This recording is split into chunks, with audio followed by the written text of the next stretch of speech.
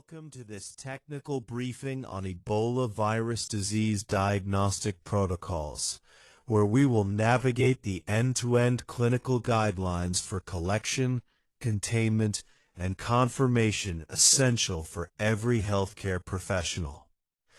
Because EVD is a severe hemorrhagic fever with devastating mortality rates, it is legally classified as a notifiable disease in India under the 1897 Epidemic Diseases Act, meaning immediate reporting is a mandatory trigger for public health surveillance. Our secure diagnostic pipeline moves from early suspicion through targeted collection, secure transit, and BSL-3 processing to a rapid 24-hour response loop.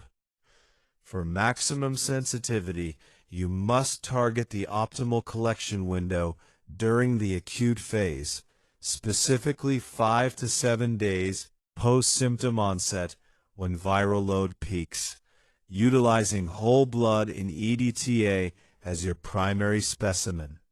Safety demands strict adherence to the unbroken line of maximum protection PPE, including N95 respirators, fluid-resistant gowns, and double gloves to mitigate occupational exposure.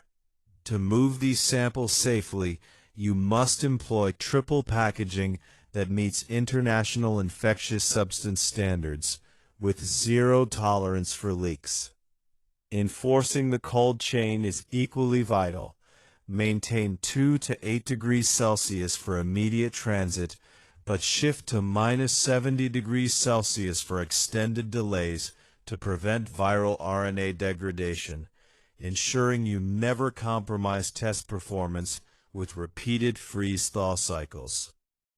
Laboratory gatekeeping acts as the final safety barrier, where any specimen failing strict labeling, cold chain, or leakage requirements will be actively rejected to preserve result reliability.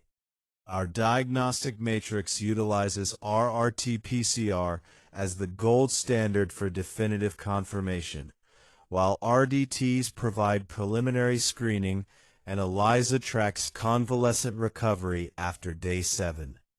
Specifically, real-time RT-PCR provides highly sensitive detection of the NP, GP, and L genes within a 4 to 6 hour window. Remember that while RDTs offer speed in field settings and ELISA tracks IgM response, neither replaces the precision of molecular confirmation during acute triage.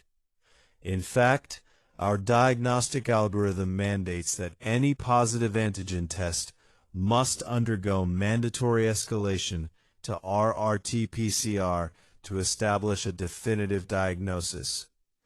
All molecular procedures must strictly occur within ICMR and NIV-approved BSL-3